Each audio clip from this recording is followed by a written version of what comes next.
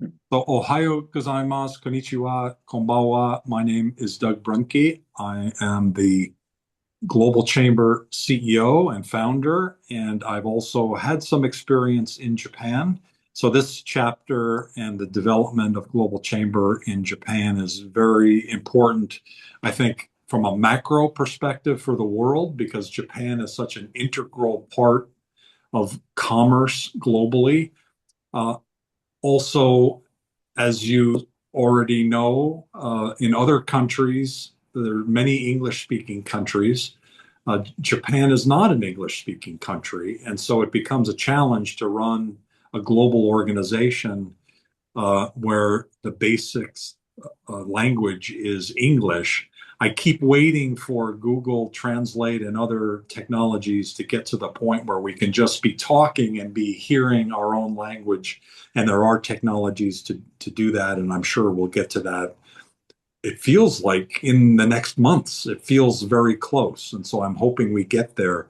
Kaoru Nishinakagawa is our Global Chamber Tokyo advisory board chair. She also is based in Sydney and has a similar role in Sydney.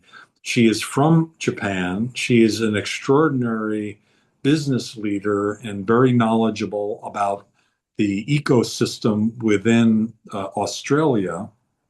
She also has a business that connects Japan and Australia. And so there's multiple reasons why she plays a key role, not just with Global Chamber, but within the business ecosystem. And so if you don't mind, what I'd like to do today is there's several people that we've asked to give a presentation, and then we'll have some Q&A with each one. I would imagine since this meeting will be going for another 50 minutes or so, that we have about 25 minutes of that first piece, and then we have about 25 minutes of a roundtable where we each have an opportunity to speak and share, anything that's going on in our world and any needs. But I'd like to start with both Nishi Nakagawa-san and also Alexandra, who is our global advisor for the Tokyo chapter, and have each of you say a few words on what you'd like to speak on.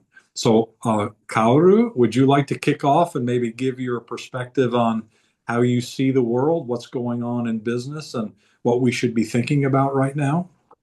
Yeah, thank you, Doug. It's always like a too good introduction of myself since hard act to follow for myself. But for those I never met before, my name is Kaoru. I was born and raised in Japan, moved to Australia 15 years ago. I moved here right after the earthquake, so it's almost 15 years since I moved to Australia. My career probably surpassed, it's longer in Sydney than I had a career in Japan. So, as Doug mentioned, my focus has been connecting Japan and Australia a lot around strategy and innovation.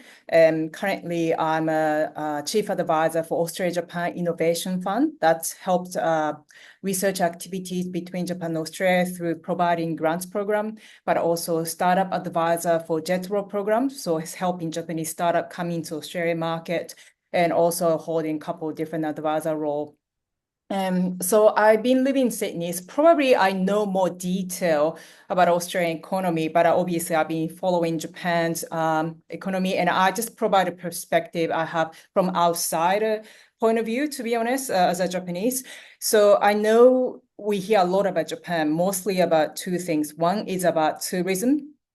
Obviously, its main topic in Japan. Obviously, 2025, Japan's tourism peaked. So 42.7 million people visited Japan. It's projected to be a little bit lower this year because government start controlling a little bit by adding more just accommodation tax or triple the departure tax and visa hikes and all sort of things. They try to control a little bit, so that's going to lower a little bit number of people coming to Japan, but also just geopolitics a little bit play the role as well with a certain Eastern Asian country might not visit Japan. So that could be it. But I think the popularity of Japan is still there, and I think the Australian love the Japan the most. So last year, over 1 million Australian visited Japan, and every month I hear people telling me I'm going to Japan this month. So it's still there, but it's really important for Japan to have those tourism. But I think Japan is doing right things to by controlling that a little bit, like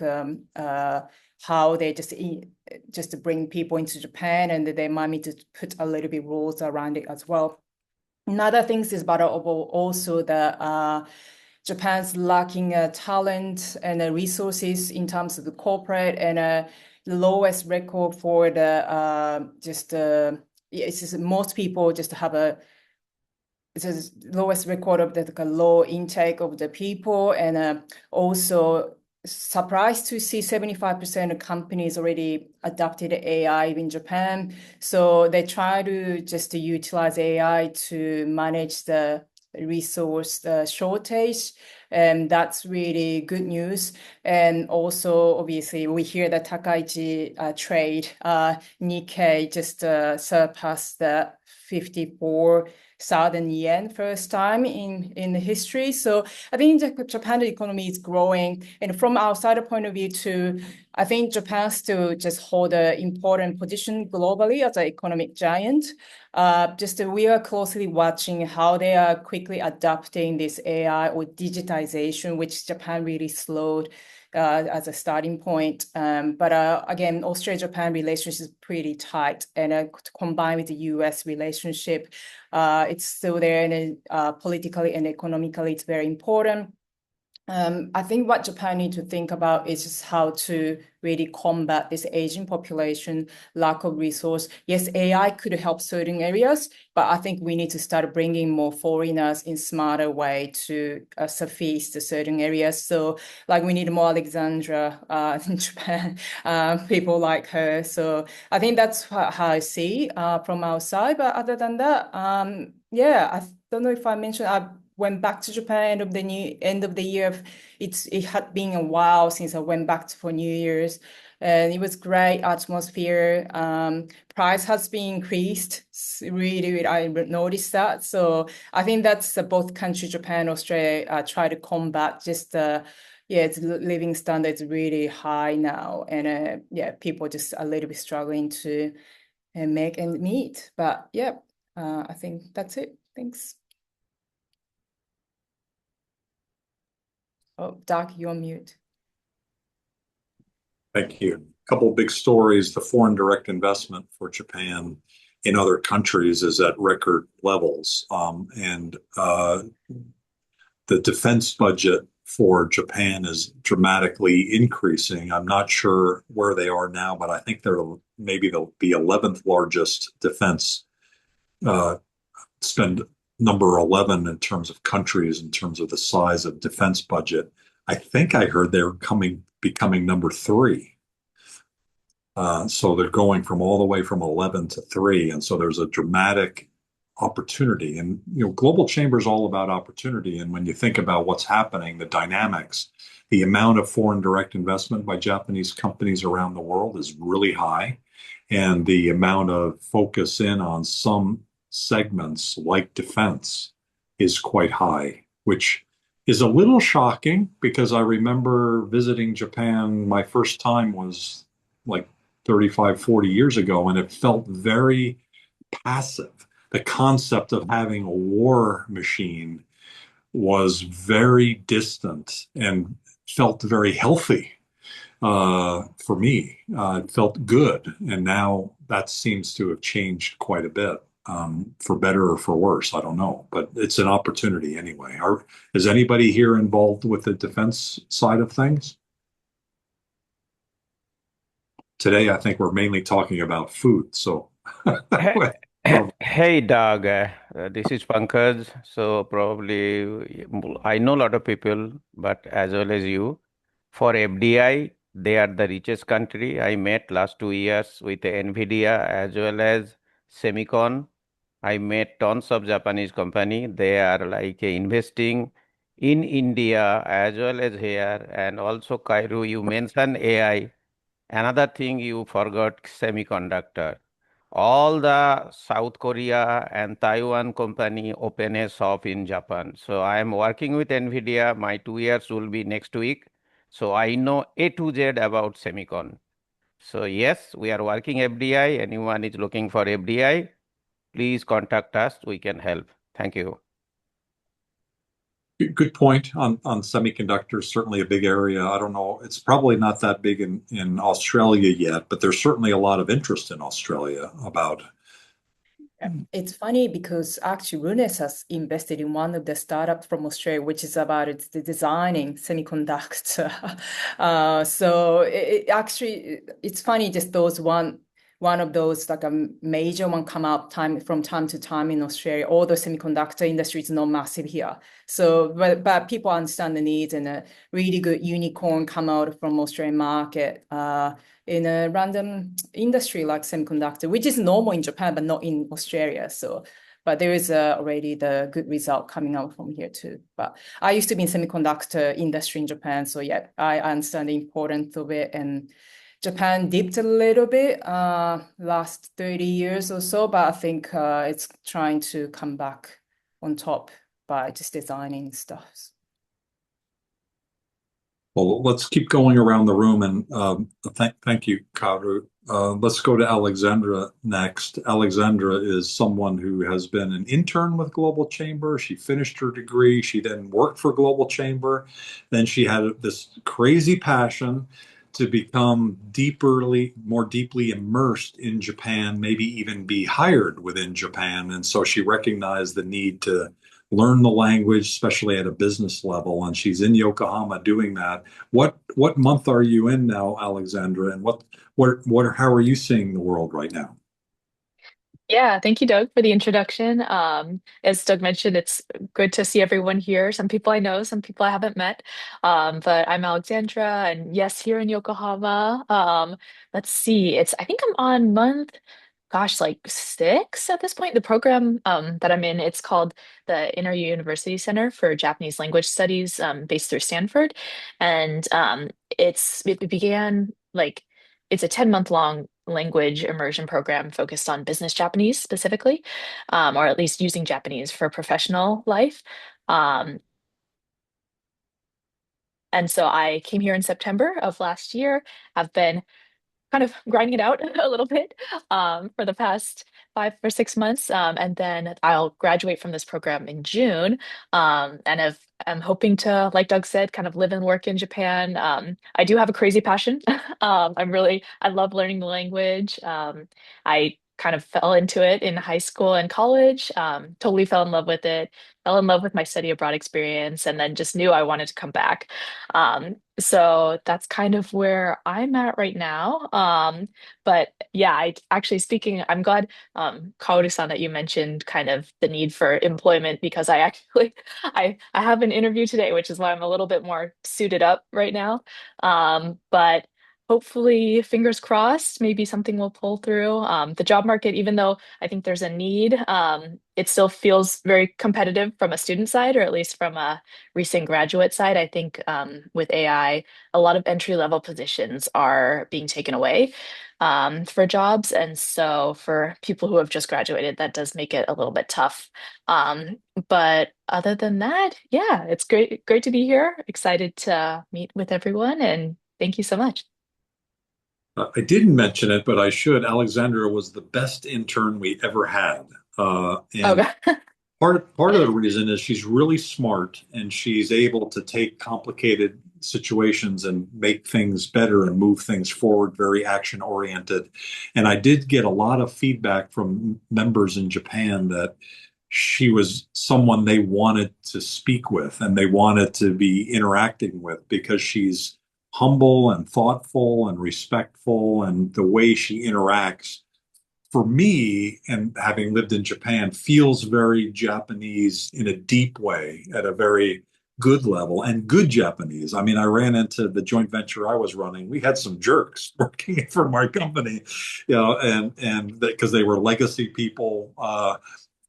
We all know that, right? There's people that kind of don't get it, especially from my older generation. But on the younger side, I don't think I've met anybody as capable and as kind and as wonderful as Alexandra. So I encourage everyone to get to know her and to, if you have any question or any thought about, bringing her on as an employee or recommending her, I couldn't give a higher recommendation to anyone. She's amazing. Thank you for No, thank you so much, Doug. Thank you. I really appreciate it. you work now with Nishiki-san. Nishiki-san, you have a, a food business, and I wonder, Alexander, do you mind introducing Nishiki-san and maybe then Nishiki have a conversation about what you're doing so that we can understand more. Yeah, absolutely happy to. So, yeah, I met Nisuki-san originally about 4 years ago through Global Chamber. And it was when I was an intern. I was working on trying to expand our Japan chapters, and I don't remember exactly how it happened, but he found us and just kind of reached out. He's someone who takes a lot of initiative, so he just reached out and said hi. And 4 years later, I ended up coming back to Japan, and Nisuki-san reached out to me saying, "Hey, I want to support students who and people who are trying to kind of figure out their career path to better understand, like where their fit is in terms of career." And so I was like, hey, that's great because I have no idea what I want to do with my life. So that's exactly what I'm looking for. And so he has been an immense support in providing this generation career lab program that he and I have started working on. We're trying to support people who are looking to, figure out what their next steps are. And we have a cohort going right now. It's about a 3-month program we have going on right now. We meet once a week and kind of discuss like our strengths, what our passions are. He's bringing in a lot of mentors to help speak. On kind of to help us understand better what their work is, making some connections. So yeah, I will pass it over to Yoshi-san, Nishiki-san. お願いいたします。Yeah, thank you, yeah, Alex, for my introduction. Yeah, so yeah, just let me introduce myself. Yeah, if I can share my screen. Yep, we can see. Can you PowerPoint? Yes, we can see. Okay, yeah, so yeah. Let me, again introduce myself. Yeah, I'm Yoshinori Nishiki. Then, please call me Yoshi. Yeah, as Alexa mentioned. And I'm originally from Mie Prefecture, and which is located right between Osaka and Nagoya. Yeah, around here. And it's a beautiful area famous for Ise Shrine and the most sacred shrine in Japan. Yeah. And then, of course, yeah, our world-class Matsusaka beef. If you're a fan of high-quality Wagyu, Mie is the best place to go. Yeah. And just, yeah, for my career, looking at my career, I actually started as a software engineer and for 8 years. And then before transitioning into finance, since then, I've gained some experience in FP&A, our treasury at global companies like Panasonic, the Universal Studios Japan, yeah, Volvo, and yeah, working across like Osaka, Tokyo. I have experience living in Malaysia and Singapore. And yeah, and I also spent time running my own business as a consultant, focusing on business strategy and collaboration. Maybe in that time, I involved this global chamber. Yeah, maybe 4 years ago. Yeah, and this currently, as I say, currently I'm working at Griffith Foods as a financial planning analysis, treasury, supply chain accounting to oversee all finance area. If I talk about the food industry related, the situation, we are seeing some interesting things right now. So while price has been rising steadily, that trend is finally starting to slow down just recently. So consumer resistance is growing, and the people are no longer simply accepting price hikes. So we are facing this kind of situation. And to navigate this as a business, we are focusing on we are manufacturing and selling the seasoning as a company. So we are focusing on some adding value to uniqueness, and instead of just rising prices. So we aim to implement unique solutions and products that justify the costs and create real impact for our customers. So this is a very simple trend from food industry. And then, yeah, so this is my, last slide, personal slide, personal slide. So, yeah, I'm a proud husband and father of two daughters, and we also have a female dog who keeps us busy. And I've always been active in sports from softball and snowboarding. And these days I'm into running. And then if I have time, I watch Netflix. Yeah. And yeah, that's it. Then, in terms of the career support, Alex mentioned, yeah, I'm supporting students because through my experience, the guys from the mentor is very important for them because they don't have enough experience for job market. So, um, yeah, I want to just support those students to have the right decision. So yeah, that's why I'm working with Alex, yeah, to support them. Yeah, that's it. Thank you. Would you like to say anything about Griffith's Foods? Yeah, Griffith Foods. Yeah, so yeah, as I mentioned, the business is to manufacture and sell the seasoning. Yeah, so our business customer is like a Calbee or a McDonald's or Kentucky Fried Chicken or even convenience store. And yeah, then we sell some seasoning. For example, popular seasoning like potato tips, cheese flavor or seaweed flavor or such kind of things. Yeah.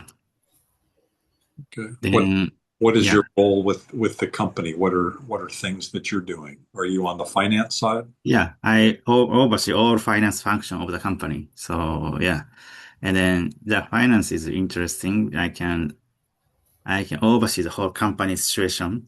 And then, since the people resource and the money resource is limited, so we need to focus on the pain point of the company. So, yeah, we focus on that to improve or to get more effectiveness, yeah, for the operation or something like that. Yeah.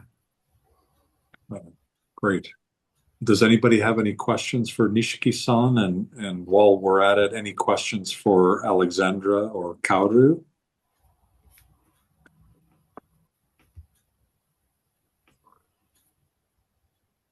Hi Nishi-san, Steve Gunther from Corporate Speakers Global. Nice to meet you. We're a new member, having joined literally the other day. Just wondering, does Griffin Food have or hold conferences or professional development within your own organization? And if so, are there any opportunities for external facilitators or presenters to come in and talk about sort of technology and food technology and sort of what's going on globally around that? Food technology. Yeah, we, yeah, food technology. Yeah, I don't have enough knowledge of that, but we just, our current project is like internally the system update to use globally the accounting system or to know. Now we're focusing on, for example, not food technology, but it's like, for example, BI tool. We need to, since, yeah, it's a kind of process to see the sales detail or something. it's not easy to see it takes time. So to very manual by the handling by the Excel file, for example. So we need to use such kind of technology to see it easily and then analyze more. Now we need to shift some the time from the preparation for the document to the to show some insights from the data. So it's a data-driven management is now we are focusing on. Yeah. No worries. Thank you. Mm-hmm.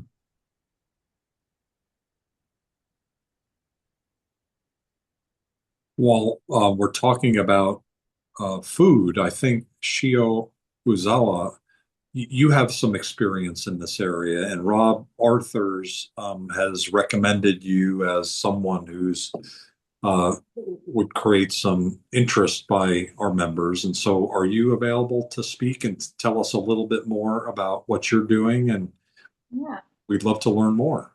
yeah, of course. My name is Shiho Uzawa. Very new to this. I wasn't sure what to expect to learn from this group, but I'm very excited to be here. Thank you so much for having me. I was born and raised in Japan. I moved to Canada, Vancouver. Right after high school, I went to university here. I have about 15 years of experience in the food sector working with Japan. And it is actually my third time hearing about the earthquake today that happened 15 years ago.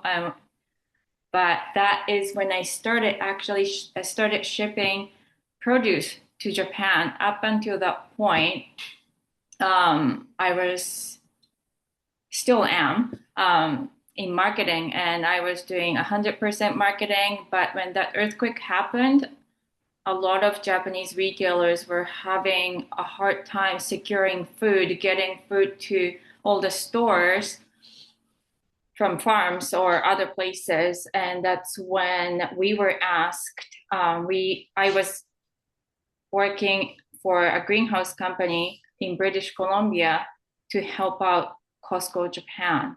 And that's when it all started. And we started shipping a few pallets that they needed at the time. But we saw that as an opportunity to present our company, our organization to Costco Japan. We were already dealing with Costco USA and Costco Canada. We were their preferred supplier. So we felt that was a natural fit to expand to other Costco regions. And it took time, not gonna lie, but Japan you can't rely on one region to grow tomatoes year round, where we could, because we had greenhouses here in Canada, but also in California. So our production was year round. And that's something a lot of Japanese retailers couldn't rely on from one supplier in Japan. So our business over time grew quite large for a produce company. And then after a few years, we had this opportunity to work with the Japanese and Canadian government to gain for British Columbia, a province of British Columbia, to gain Japanese market access for bell peppers. I don't think you guys know, but bell peppers from North America aren't allowed in Japan. And for a province, just one province, to gain this access was a huge success for us. It was for a disease that didn't exist in our province, but it took about 25 years for us to prove that it didn't exist, mainly because no one wanted to export bell peppers to Japan after the file was opened. But we started poking that file, and we worked with math if anyone knows, if anyone's worked with math, they're not the fastest moving people over there. It takes time for them to do anything. But with CFIA's help, Canadian Food Inspecting Agency, Canadian government, and other bodies of Canadian government, we were able to gain market access to Japan. So that was probably the biggest project that I've ever worked on. And then a few years of that, I made a shift to processed meat, which is a completely different process in terms of exporting. We spent 1 full year just reconfiguring recipes to meet the Japanese regulations. But yeah, we have been shipping processed meat like salami, sausages from Canada to Japan for 2 years now. So that's my background in food. I'm currently not working right now. I took a break and I'm completing my MBA in Canada. As I mentioned earlier, my focus earlier in my career and throughout my career has been marketing, and I really want to focus on international business. So I am doing MBA right now. Congratulations. That's great. Does anybody have any questions for Uzawa-san? Are there any free trade agreement between Japan and Canada? Like we have it between Japan and Australia, for example, so. Yes, we do. It was a slow enrollment. It was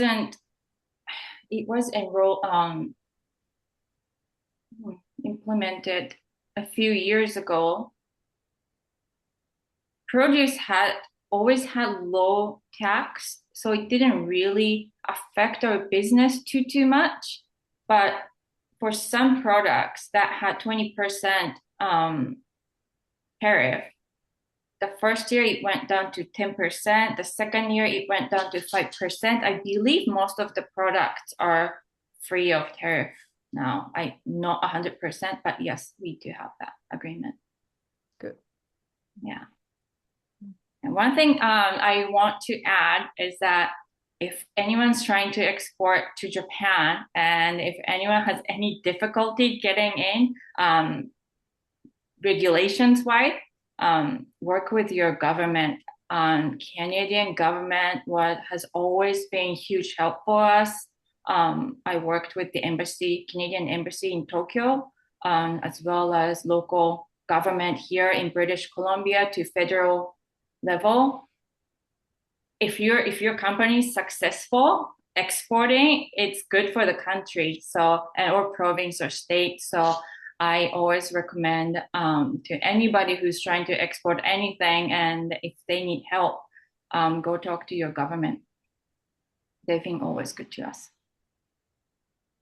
That sounds good. Yonabayashi-san, you do a lot of importing into Japan, and so I don't know if you two have worked together. I know a lot of things you've done are more on the raw materials side of things. I don't know whether you do food or not. Do you have anything to add, or would you have either any questions or anything that you would like to share in English or Japanese? どちらでもいいですよ。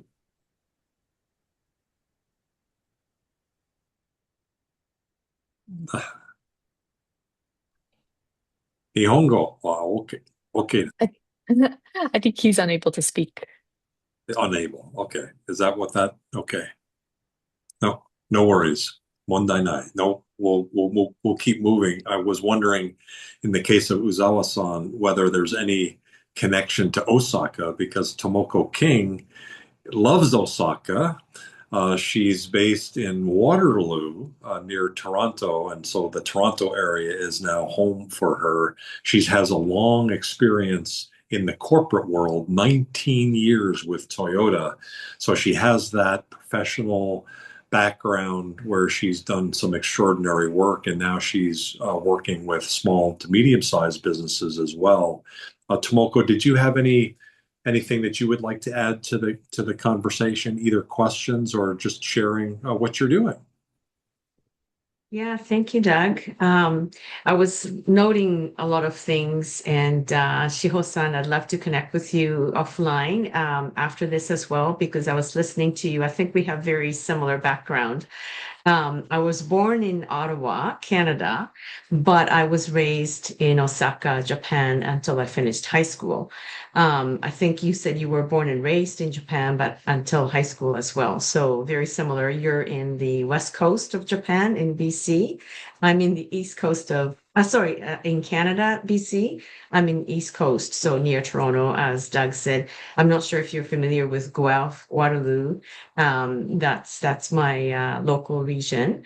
And Doug mentioned I worked at Toyota Canada subsidiary plant here in Waterloo for quite some time.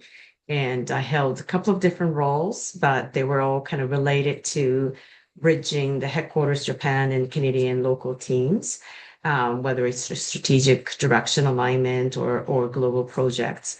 And then I worked through different sectors, including municipal government and provincial healthcare and higher education, and recently started to kind of package all of this lived experience and both education and career from both countries to do some independent work and really focusing on Japan, Canada collaboration, whether Canadian companies working with a Japanese company, whether it's headquarters and subsidiary relationship, whether the headquarter being in Canada versus Japan, either way.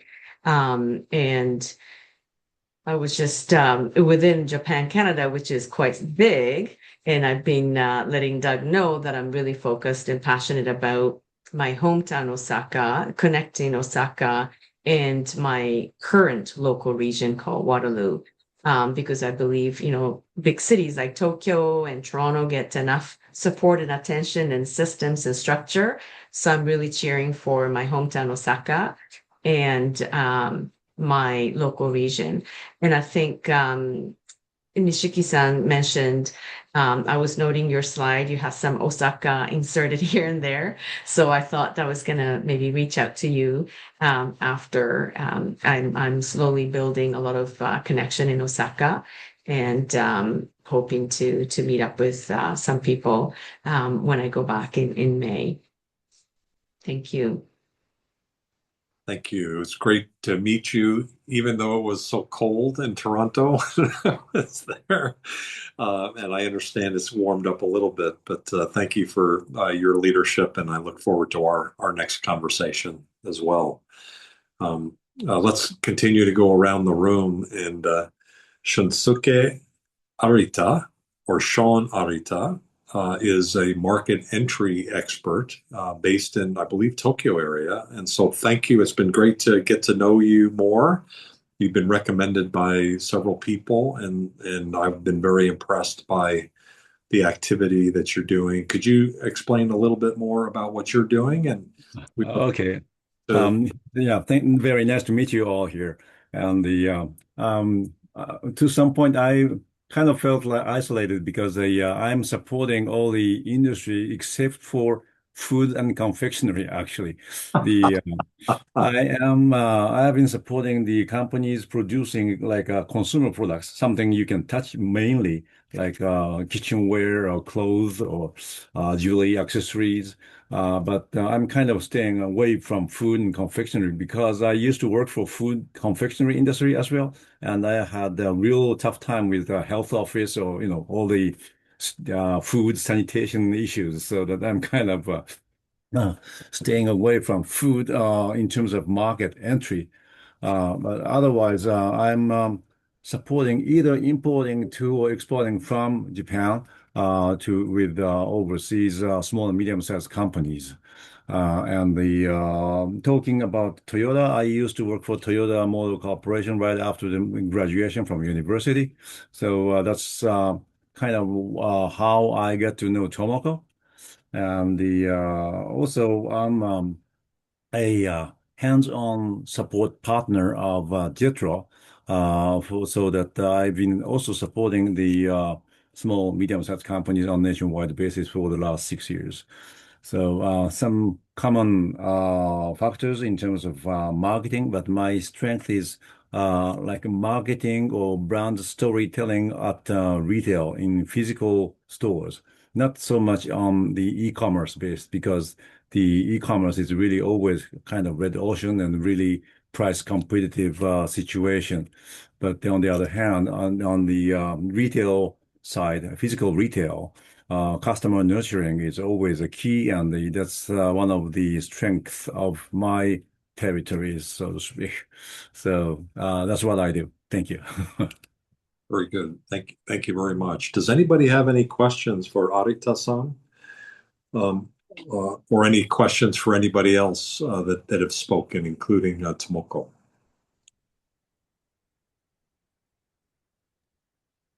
I do. When you say customer nurturing, what do you mean exactly? That's a wonderful phrase, and I've never heard it before.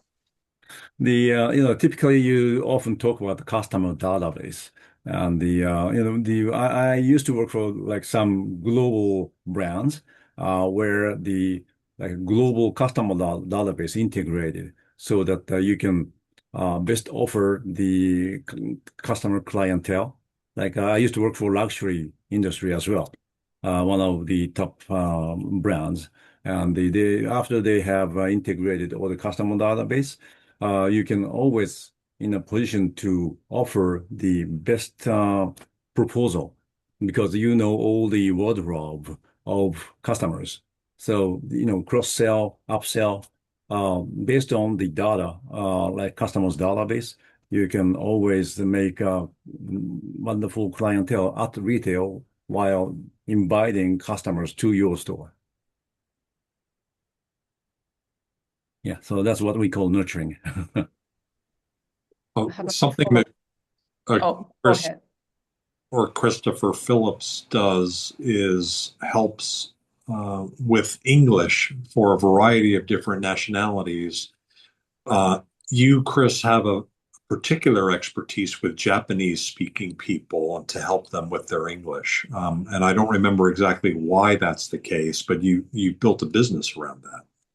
Yes, I'm an English teacher. My company is called Beautiful American English.com, and I teach English one-on-one over Zoom. And I have a specialty in working with speakers of Japanese, and I have for many, many years.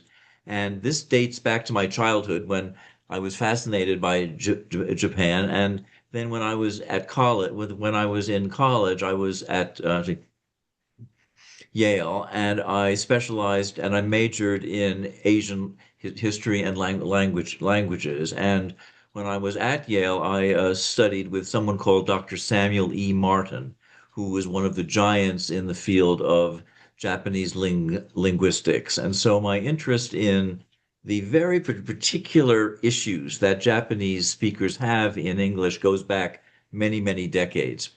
As you all know, Japanese speakers do have special issues in English that other countries don't have, and particularly accent. I am an accent specialist, and I love working with Japanese speakers of English who might have very good grammar, very good vocabulary, but their accent makes them hard to understand.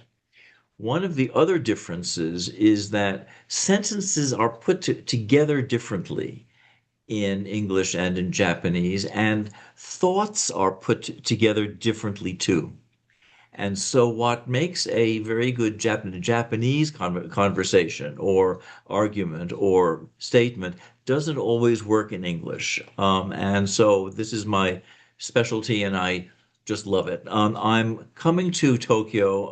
I will be there from the 11th to the 21st of May to meet with new clients, and I would particularly like to have a contact with uh, company that needs better English for its employees. Um, um, this is what I'm really looking for is a company that I can work with, either a Japanese company that does business in the English speaking world or the Japanese branch of an American company, for example, a law firm. I do a lot of work with diplomats at the United Nations and elsewhere. And so all of my lessons are completely confidential. And the last thing that I'll say is that I offer everyone a free first meeting, a free introductory meeting, which is kind of like going to the doctor's office with your accent. And we'll meet over Zoom, and I will listen to your English, see what I think it needs. I will listen to your goals in English, what it is that you want, and I will come up with a suggested plan of study. And if you'd like to study with me, I'd be very happy to work with you. And if not, I always enjoy these first meetings because I love hearing people and their problems in English. So you can reach me at my information's in the chat. My company is called beautifulamericanenglish.com. And you can reach me there or at my email, which is Great English NYC, Great English NYC as in New York City, which is where I am, at gmail.com. Thank you. Beautifully said. I think you and Sean should definitely connect. And Sean, I think you and Yonabayashi-san make a lot of sense because, and then now, sorry, Alexandra, I see this is, I think, the second time I can see it says unable to speak his name, and I just missed that. So, so sorry about that, Yonabayashi-san. So I think given Sean his work on trade and the products he's involved with, that'll be. Do you already know each other by any chance, or do you know Yonabayashi-san?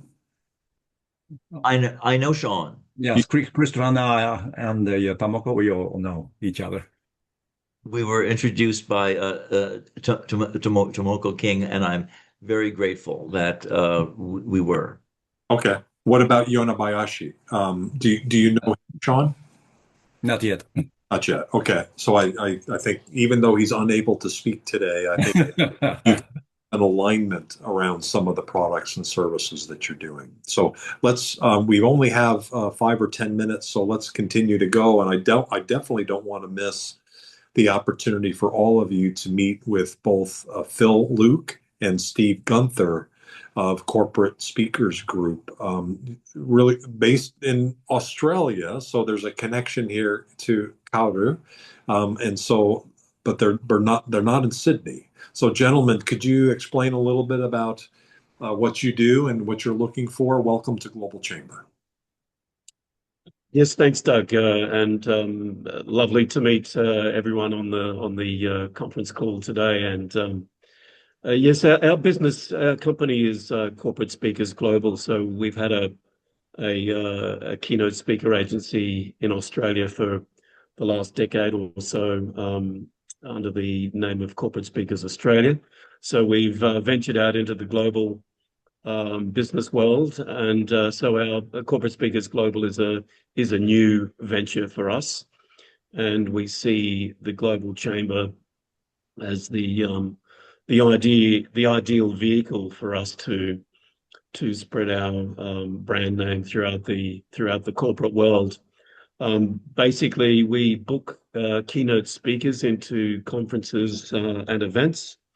We've pulled together a cohort of speakers based in many areas of the world. The US, we have quite a number of speakers based in the US, some in Canada. We have some in obviously Asia Pacific, a number of a cohort of speakers in Australia. We have a few speakers based in the Middle East, in Dubai, and also in the UK and Europe, the Netherlands, Austria. And these speakers, speak at conferences, the major conferences around the world that are organized by the big corporations and the big event companies and associations.